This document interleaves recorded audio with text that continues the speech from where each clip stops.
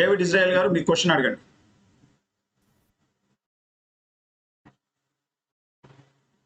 Voice రావట్లేదు చూడండి, కొంచెం వాయిస్ సరిగ్గా పెట్టుకోండి. రావట్లేదు, మీరు అది బ్లూటూత్ డిస్కనెక్ట్ చేసి డైరెక్ట్ మాట్లాడండి. ఓకే ఓకే ఓకే రైట్, ఇప్పుడు వస్తుంది. ప్రైజ్ లా డాడీ, ప్రైజ్ లా డాడీ. ఇక్కడ డానియల్ 7:8లో 17th చాప్టర్లో ఇక్కడ 4వ జంతువు అంటే రోమా సామ్రాజ్యం నుండి అబద్ధ క్రీస్తు వస్తాడు, అదొక పాయింట్. దానియేలు 8 నుంచి అంటే మేకపోతు అంటే గ్రీకు సిరియా నుండి వస్తాడని చెప్పారు. ఇక్కడ ఒక క్లారిటీ కొంచెం ఇవ్వగలరా? చెప్పండి డాడీ. అదే డాడీ, ఇప్పుడు రోమా అక్కడ 4వ జంతువు రోమా నుంచి వస్తాడనింది. నాన్న ఒక మాట చెప్తాను వినండి. నిన్న మీరు మిస్ అయ్యారు. అంటే మిస్ కావడం తప్పు కాదు, ఎందుకంటే విస్తారమైన సమాచారం చెప్తున్నాం కదా.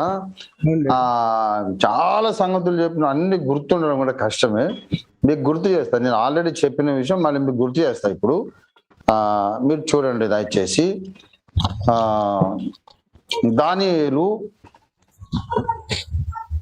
7వ అధ్యాయము 17వ వచనం. ఎట్లనగా ఈ మహాజంతువులు 4 ఉండి లోకమందు ప్రభుత్వము చెయ్యబోవు 4 రాజులను సూచించుచున్నవి. ఈ మహాజంతువులు 4 జంతువులు లోకమందు ప్రభుత్వం చేయబోయే 4 రాజులను లేక రాజ్యాలను సూచించుచున్నది. అది గుర్తుపెట్టుకోండి. ఇప్పుడు దానియేలు 2వ అధ్యాయంలోనికి మీరు వస్తే, దానియేలు 2వ అధ్యాయము మరి 29వ వచనం. రాజా ప్రస్తుత కాలము గడిచిన పిమ్మట ఏమి జరుగునో అనుకుని తాము పడక మీద పరుండి మనోచింత గలవారై ఉండగా మర్మములను బయలుపరచువాడు కలగబోవు దానిని తమరికి బయలుపరచెను, తెలియజేశాను. ఇప్పుడు ఏమని తెలియజేస్తున్నాడు అంటే ఇక్కడ 39, తాము చనిపోయిన తర్వాత 2:39 తమరి రాజ్యం అంటే ఇప్పుడు నెబుకద్నెజరు బబులోను రాజ్యం నడుస్తుంది. తాము చనిపోయిన తర్వాత తమరి రాజ్యము కంటే తక్కువైన రాజ్యం ఒకటి లేచును, తర్వాత లోకమంతా ఏలున్నట్టు 3వ రాజ్యం ఒకటి లేచును, అది ఇత్తడి వంటిదగును, పిమ్మట 4వ రాజ్యం ఒకటి లేచును, అది ఇనుము వలె బలంగా ఉండును. కనుక ఇక్కడ బబులోను అనేది బంగారము, తర్వాత నెక్స్ట్ కింగ్డమ్ మాదీయ పారసిక వచ్చిందని మనకు తెలుసు. వీను బైబిల్లోనే ఉంది నెక్స్ట్ పారసిక రాజ్యం వచ్చిందని. పారసిక రాజ్యం తర్వాత గ్రీకు రాజ్యం వస్తుందనే సంగతి మనకు తెలుసు. ఇప్పుడు చూడండి, రాజ్యము పారసీకులదైపోయింది. పారసీకులైన తర్వాత మరి గ్రీకు రాజ్యం వచ్చింది. గ్రీకు రాజ్యం తర్వాత ఇప్పుడు దానియేలు గ్రంథము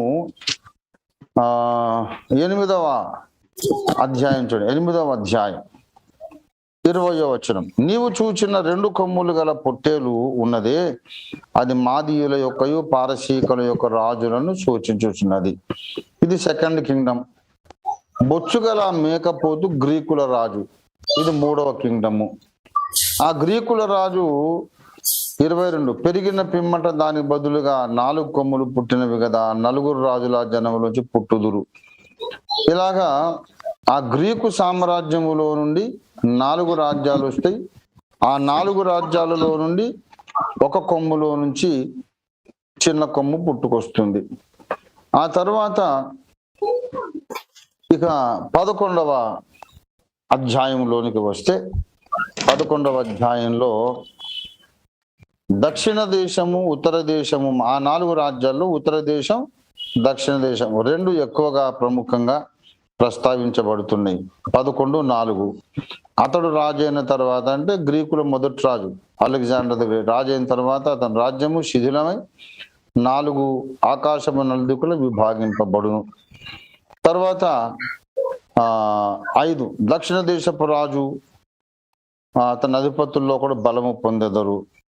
ఆ తర్వాత 6 మరియు వారు ఉభయులు సమాధాన పడవలను కోరగా దక్షిణ దేశపు రాజకుమార్తె ఉత్తర దేశపు రాజు వద్దకు వచ్చును. ఇక్కడ నుంచి మొత్తం ఉత్తర దేశపు రాజు అని ఉంటుంది.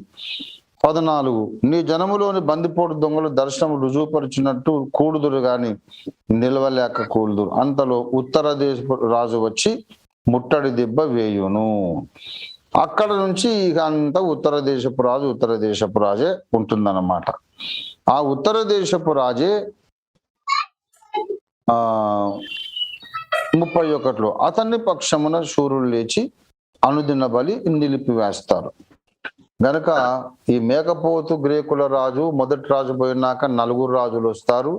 ఆ 4 రాజుల్లో ఉత్తర దేశపు రాజే అనుదిన బలి నిలిపివేసి నాశనకరమైన హేయ వస్తువు నిలబెడతాడు.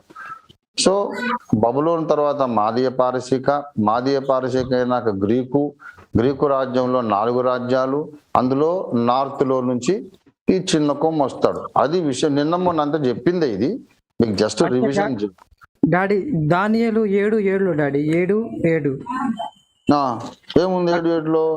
అక్కడ ఏంటంటే ఇక్కడ ఒక భయంకరమైన క్రూరముఖం ఒకటి వచ్చింది కదా డాడీ. అదే నాయన, ఇప్పుడు లోకమందు ప్రభుత్వం చేసే 4 అని చెప్పేసి 4 రాజులను సూచించుచున్నవి మనం 7వ అధ్యాయంలో చూసాం కదా. అవును డాడీ. ఈ మహాజంతువులు 4 అయి ఉండి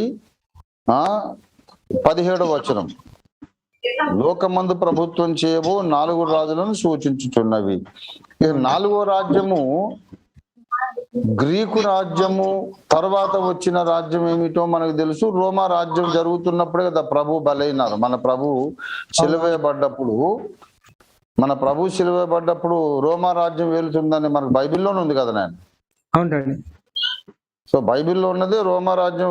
రోమా గవర్నర్ కదా సిలువేశాడు ప్రభువును. కాబట్టి ఆ 4వ రాజ్యం ఆఫ్టర్ గ్రీక్ అదే వచ్చింది. సో ఈ 4వ జంతువు అది రోమా సామ్రాజ్యం సూచిస్తుంది అనమాట. నెబుకద్నెజరు దర్శనంలో ఏమో అది ఇనుము 4వ రాజ్యము, ఇక్కడేమో ఈ 4వ జంతువు. సో 4వ జంతువులో నుంచి అంటే రోమా ప్రభుత్వం యొక్క పరిపాలన ప్రాంతములో నుండి ఒక రాజ్యంలో నుండి అబద్ధక్రీస్తు వస్తాడు. అది విషయం. 4వ జంతువు ఎప్పుడు కూడా అక్కడేమో 4వ లోహం ఇనుము, ఇక్కడ 4వ జంతువు 10 కొమ్ములు కలిగినటువంటి జంతువు. Okay, brother. Thanks for asking the question.